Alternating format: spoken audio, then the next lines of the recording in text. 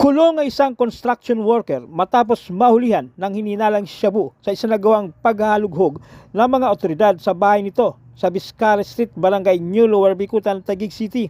Ayon kay Police Captain Wilfredo Tanquerido, Station Commander ng Substation 9, patagumpay na hinalughog ng mga otoridad ang bahay ng suspect na si alias Teteng, 36 anyos, sa bisa ng search warrant na inilabas ni Executive Judge Byron San Pedro ng RTC Branch 15 Family Court.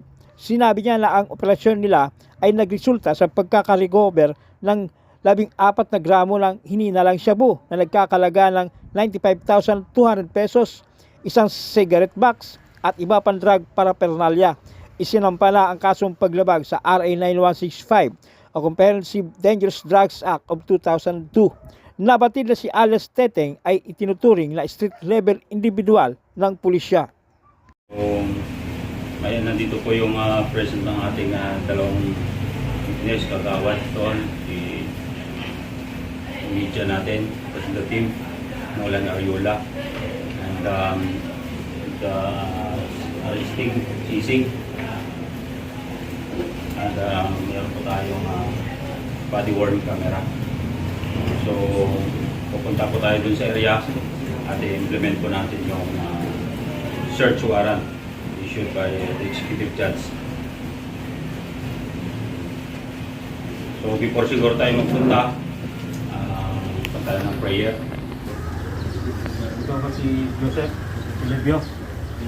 Meron kaming search warrant, ha? Ikaw? Tumugot ka? Meron kaming dalang search warrant sa'yo. Babasahin ko, ha?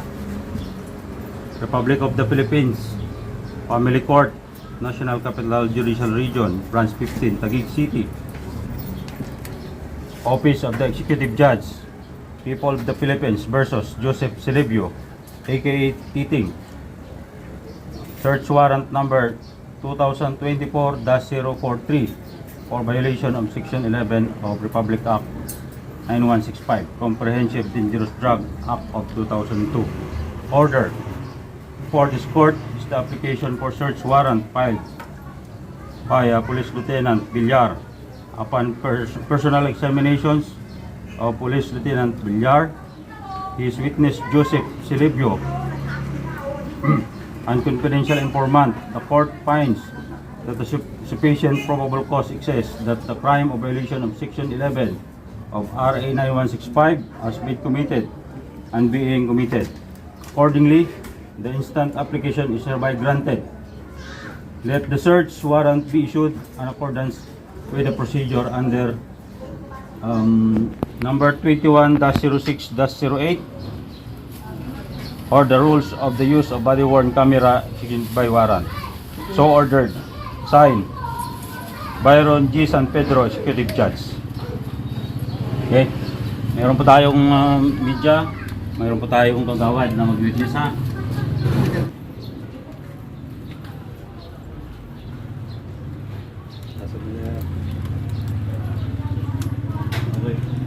Pero cellphone magazine na niya. Ano?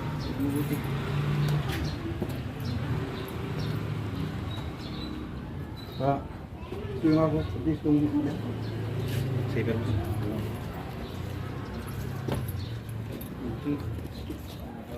Si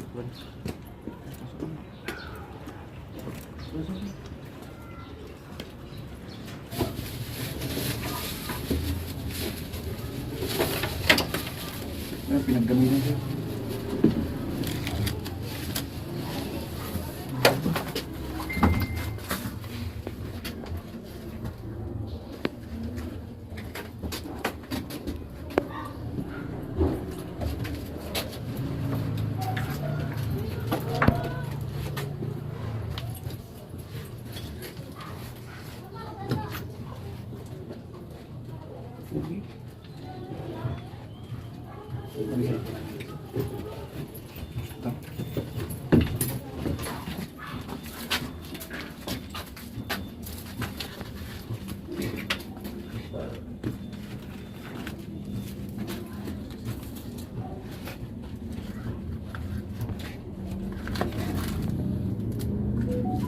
sir. Ano? Tawas sir. Tawas? Ayan. Anim mong tawas? Ito ay aming inaaresto. Ikaw ay may karapatang manahimik o magsawalang kibo. Ano man ang iyong sasabihin ay maaaring gamitin pabor o laban sa iyo sa anumang hukuman.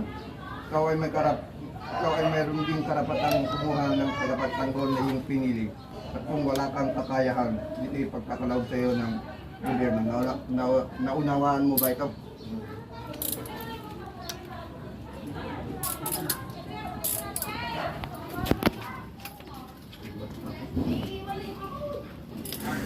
Joseph Aldaba Silibio, Katete nga, 36 years old.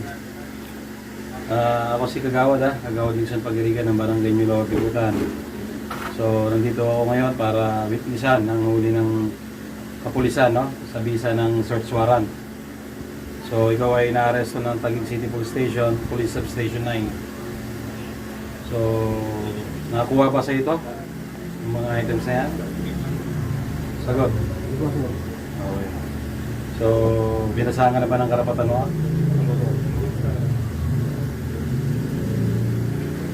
So, nandyan din ang ating media ha.